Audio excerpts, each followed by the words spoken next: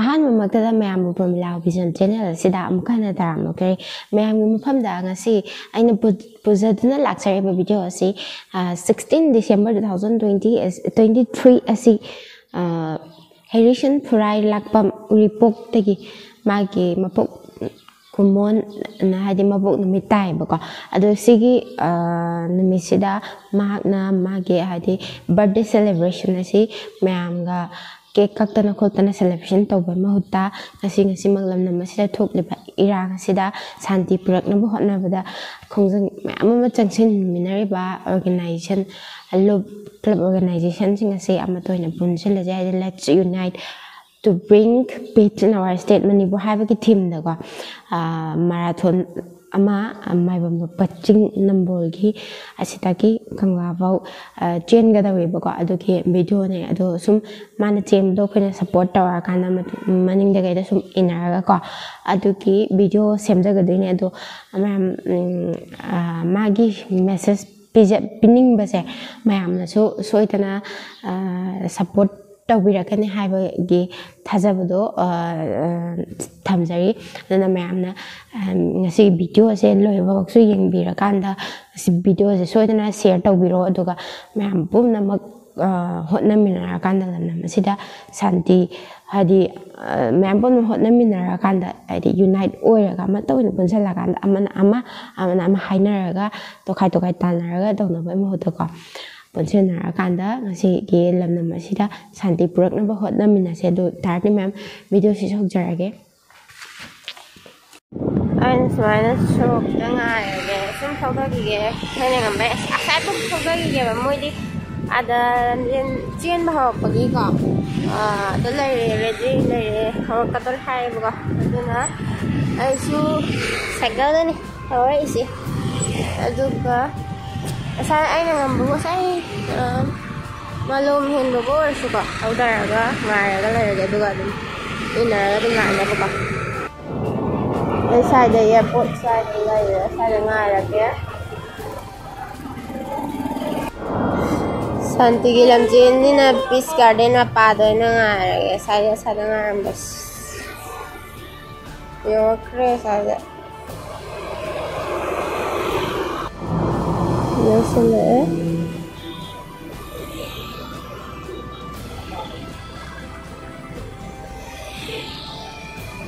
ꯌꯥꯝ ꯆꯦꯜꯂꯛꯑꯦ ꯍꯔꯤꯁꯟ ꯁ꯭ꯋꯥꯏꯗ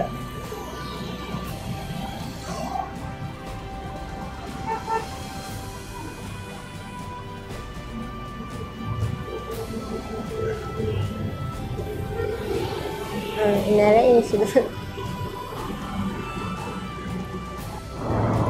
ꯑꯩꯅ ꯁ꯭ꯋꯥꯏꯗ ꯇꯨꯡꯗ ꯏꯟꯅꯔꯦ ꯁꯥꯏꯀꯜ ꯊꯧꯔ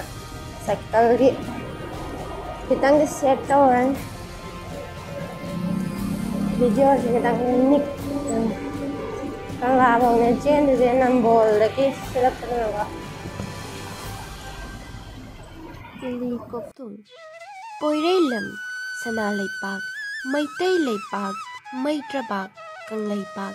ꯏꯃꯥ ꯃꯅꯤꯄꯨꯔ ꯅꯤꯡꯊꯧ ꯄꯥꯜꯂꯤꯉꯩ ꯃꯇꯝꯗꯒꯤ ꯍꯧꯔꯒ ꯇꯪꯗꯨ ꯂꯩꯇꯥꯗꯅ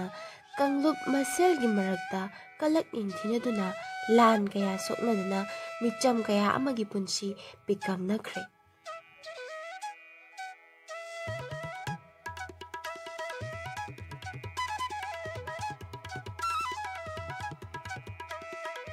ꯃꯤꯀꯞ ꯃꯤꯔꯥꯎꯈꯣꯜ ꯀꯌꯥ ꯑꯃꯁꯨ ꯅꯤꯡꯈ꯭ꯔꯦ꯫ ꯉꯁꯤꯃꯛꯁꯨ ꯃꯅꯤꯄꯨꯔ ꯏꯃꯥꯒꯤ ꯃꯁꯥꯏꯒꯣꯟꯁꯤꯗ ꯁꯩꯗꯥꯡꯗꯨꯅ ꯂꯩꯔꯛꯈꯤꯕ ꯃꯤꯑꯣꯏ ꯀꯌꯥꯅ ꯂꯥꯂꯣꯡ ꯀꯌꯥ ꯑꯃ ꯅꯤꯡꯊꯤꯖꯅ ꯌꯥꯠꯇꯨꯅ ꯏꯔꯩꯆꯥꯁꯤꯡ ꯑꯩꯈꯣꯏꯒꯤ ꯃꯊꯛꯇ ꯂꯥꯟ ꯍꯧꯔꯛꯇꯨꯅ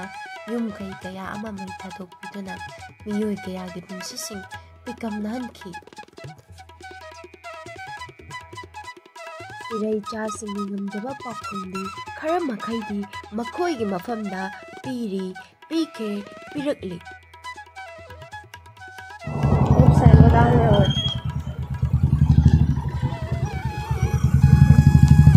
ꯂꯤꯡꯖꯦꯜ ꯈꯥꯕ ꯃꯩꯇꯩꯅꯤꯗꯣ ꯋꯥꯅ ꯁꯦꯝꯒꯠ ꯁꯥꯒꯠꯆꯔꯛꯄ ꯁꯦꯒꯥꯏꯖꯔꯕꯁꯨ ꯍꯜꯂꯕꯁꯨ ꯌꯨꯝꯗꯒꯤ ꯍꯦꯟꯕ ꯂꯩꯇꯦ ꯍꯥꯏꯅꯔꯤꯕꯅꯤ꯫ ꯑꯗꯨꯕꯨ ꯄꯨꯝꯅꯃꯛ ꯑꯁꯤ ꯃꯃꯥꯡꯃꯛꯇꯗ ꯃꯥꯡ ꯇꯥꯛꯈ꯭ꯔꯕ ꯃꯩꯅꯨꯡꯗ ꯇꯤꯟꯈ꯭ꯔꯕꯗ ꯃꯤꯆꯝ ꯃꯤꯌꯥꯝ ꯀꯌꯥꯅ ꯉꯁꯤꯃꯛꯁꯨ ꯂꯝꯗꯝ ꯑꯁꯤꯒꯤ ꯇꯣꯉꯥꯟꯕ ꯃꯐꯝꯁꯤꯡꯗ ꯍꯥꯡꯂꯤꯕ ꯔꯤꯂꯤꯐ ꯀꯦꯝꯞꯁꯤꯡꯗ ꯃꯃꯤꯠꯇꯒꯤ ꯃꯄꯤ ꯀꯪꯗꯅ ꯀꯥꯂꯦꯟꯒꯤ ꯁꯥꯔꯕ ꯃꯩꯁꯥ ꯏꯪꯊꯝꯊꯥꯒꯤ ꯏꯪꯈ꯭ꯔꯕ ꯃꯔꯛꯁꯤꯗ ꯊꯃꯣꯏ ꯁꯣꯛꯅ ꯃꯆꯥ ꯃꯁꯨꯁꯤꯡꯒꯤꯗꯃꯛ ꯈꯟꯖꯔꯨꯕꯗ ꯄꯦꯟꯗ꯭ꯔꯕ ꯀꯌꯥꯒ ꯂꯣꯏꯅꯅ ꯈꯥ ꯆꯤꯛꯇꯨꯅ ꯊꯃꯣꯏ ꯀꯥꯏꯅ ꯂꯩꯔꯔꯤ꯫ ꯂꯝꯗꯝ ꯑꯁꯤꯗ ꯏꯪꯅ ꯆꯤꯛꯅ ꯍꯥꯟꯅꯒꯨꯝꯅ ꯂꯩꯔꯛꯅꯕꯒꯤꯗꯃꯛ ꯈꯣꯜꯂꯥꯎ ꯀꯌꯥ ꯑꯃ ꯂꯥꯎꯅꯔꯤ꯫ ꯇꯝꯊꯤꯔꯕ ꯊꯧꯑꯣꯡꯁꯤꯡꯗ ꯄꯦꯟꯗ꯭ꯔꯕ ꯃꯍꯩꯔꯣꯏ ꯀꯌꯥ, ꯏꯃꯥ ꯏꯅꯣꯟ ꯀꯌꯥ, ꯅꯍꯥ ꯀꯌꯥ, ꯏꯃꯥ ꯃꯍꯥꯛꯀꯤ ꯃꯄꯥꯔꯤ ꯃꯃꯣꯝ ꯀꯌꯥꯅ ꯃꯃꯤꯠ ꯇꯥꯡꯂꯕ ꯉꯁꯤꯒꯤ ꯂꯩꯉꯥꯛ ꯑꯁꯤꯒꯤ ꯃꯥꯌꯣꯛꯇ ꯈꯣꯜꯂꯥꯎ ꯀꯌꯥ ꯂꯥꯎꯔꯤ, ꯂꯥꯎꯈ꯭ꯔꯦ, ꯂꯥꯎꯔꯛꯂꯤ, ꯂꯥꯎꯔꯛꯈꯤꯒꯗꯧꯔꯤ꯫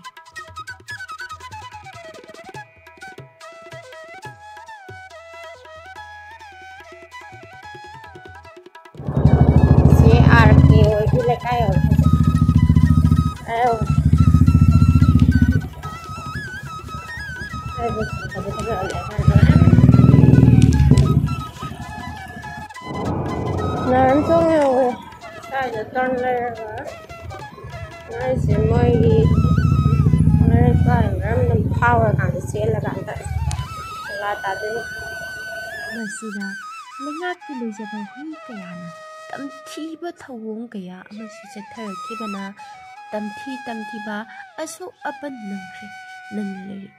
ꯃꯤꯆꯝ ꯃꯤꯌꯥꯝ ꯉꯥꯛꯄꯤ ꯁꯦꯟꯕꯤꯕ ꯍꯥꯏꯕꯁꯤ ꯃꯤꯠ ꯅꯥꯗꯕ ꯃꯑꯣꯡꯗ ꯇꯧꯔꯒꯗꯤ ꯂꯥꯟ ꯑꯁꯤꯗꯒꯤ ꯊꯩꯗꯣꯛꯇꯨꯅ ꯏꯃꯥ ꯏꯅꯣꯟ ꯃꯤꯆꯝ ꯃꯤꯌꯥꯝꯁꯤꯡꯗ ꯃꯤꯄꯥꯏꯅꯔꯤꯕ ꯑꯀꯤꯕ ꯄꯨꯝꯅꯃꯛꯁꯤ ꯂꯩꯔꯝꯂꯣꯏ, ꯅꯈꯣꯏꯒꯤ ꯃꯥꯌꯣꯛꯇ ꯂꯩꯔꯝꯂꯣꯏ꯫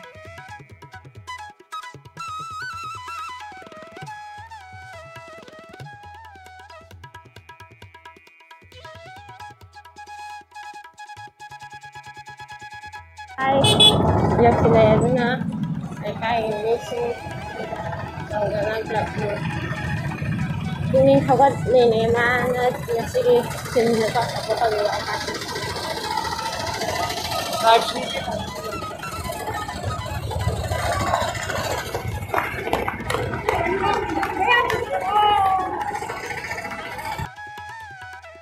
ꯏꯃꯥ ꯏꯟꯗꯣꯟ ꯀꯌꯥꯅ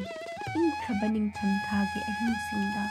ꯇꯨꯝꯕ ꯆꯥꯕ ꯆꯪꯗꯕ ꯃꯈꯩ ꯃꯆꯥ ꯃꯁꯨꯁꯤꯡꯕꯨ ꯉꯥꯛꯄꯤ ꯁꯦꯟꯕꯤꯗꯨꯅ ꯑꯍꯤꯡ ꯇꯨꯝꯗꯅ ꯂꯝꯕꯤ ꯁꯣꯔꯣꯛꯇ ꯂꯩꯔꯤꯕ ꯃꯤꯆꯝ ꯃꯤꯌꯥꯝ ꯀꯌా ꯑꯃ ꯄꯨꯟꯁꯤ ꯄꯤꯈꯝꯅꯈꯤꯗꯨꯅ ꯃꯆꯥ ꯃꯁꯨꯁꯤꯡ, ꯏꯃꯨꯡ ꯃꯅꯨꯡꯁꯤꯡꯅ ꯇꯦꯡꯊꯥꯗꯨꯅ ꯃꯤꯀꯞ ꯃꯤꯔꯥꯎ ꯈꯣꯜꯅ ꯅꯤꯜꯂꯔꯤꯕ ꯃꯔꯩꯕꯥꯛ ꯃꯔꯝꯗꯝꯅ ꯉꯥꯛꯄꯤ ꯁꯦꯟꯕꯤꯔꯤꯕ ꯀꯌꯥ ꯑꯃ, ꯂꯥꯏꯔꯝꯂꯦꯟꯗ ꯃꯄꯨꯒꯤ ꯈꯨꯌꯥꯗ ꯇꯤꯟꯈ꯭ꯔꯤꯕ ꯆꯝꯖꯔꯕ ꯅꯧꯔꯤꯕ ꯊꯋꯥꯏ ꯀꯌꯥꯅ ꯃꯄꯥ ꯃꯃꯥ ꯑꯣꯏꯕꯁꯤꯡꯗ ꯃꯈꯣꯏꯒꯤ ꯃꯌꯨꯝꯗ ꯆꯠꯂꯁꯤ ꯍꯥꯏꯅ ꯅꯤꯡꯉꯥꯏ ꯇꯧꯔꯛꯄ ꯃꯇꯝꯗ ꯃꯃꯥ ꯃꯄꯥ ꯑꯣꯏꯕꯁꯤꯡꯗ ꯐꯥꯎꯔꯝꯒꯗꯕ ꯆꯩꯊꯦꯡ, ꯏꯟꯅ ꯀꯥꯎꯅꯅ ꯆꯥꯎꯈꯠꯂꯛꯂꯤꯕ ꯀꯝꯄꯤꯇꯤꯁꯟꯒꯤ ꯃꯇꯝꯁꯤꯗ ꯅꯣꯡꯃꯒꯤ ꯆꯔꯥ ꯈꯔ ꯔꯤꯂꯤꯐ ꯀꯦꯝꯞꯇ ꯆꯥꯔꯒ ꯀꯔꯤꯁꯨ ꯅꯠꯇꯕ ꯃꯒꯨꯝ ꯂꯩꯕꯗ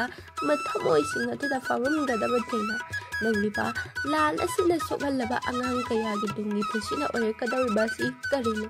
ꯄꯨꯝꯅꯃꯛ ꯑꯁꯤ ꯂꯥꯟ ꯑꯁꯤꯅ ꯊꯣꯛꯍꯜꯂꯛꯂꯤꯕꯅꯤ꯫ ꯃꯤꯑꯣꯏ ꯀꯌꯥ ꯑꯃ ꯍꯥꯠꯂꯒ, ꯃꯤꯒꯤ ꯃꯌꯨꯝ ꯃꯀꯩ ꯊꯥꯗꯣꯛꯂꯒ, migi nungsi chanana leijariba thugaraga karino nakhoi nungaijaribasi lan toglase sagi wakhan thadokpiro lamdam asida santi puraglasi manipur ima nuksiyai kanglaipak imana yai phare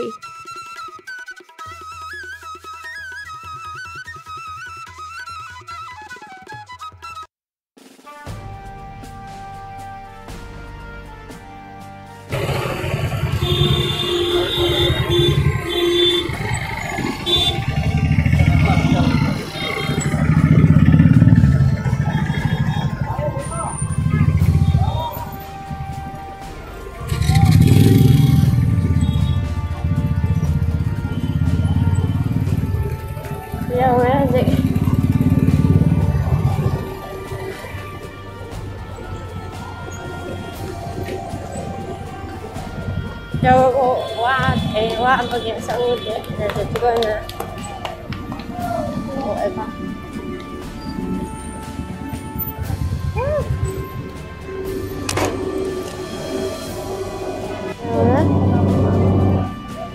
Sina heavy shangi bugana kami sina mama ka. Tara. Shin.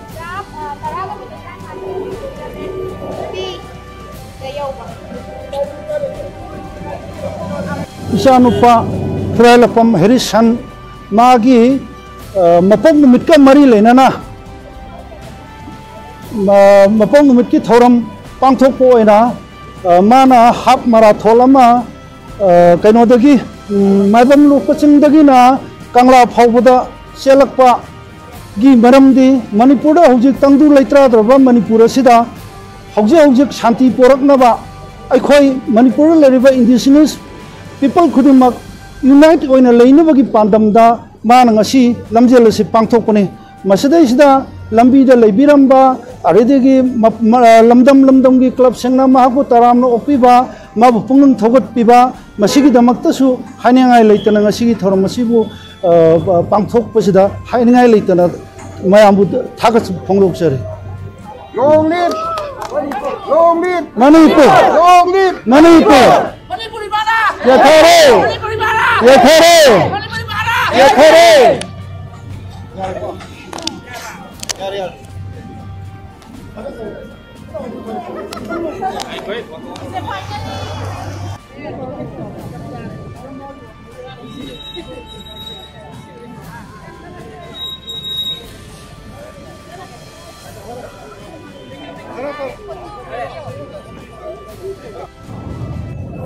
Smain tawdana Kangla yore aduga sidagi koi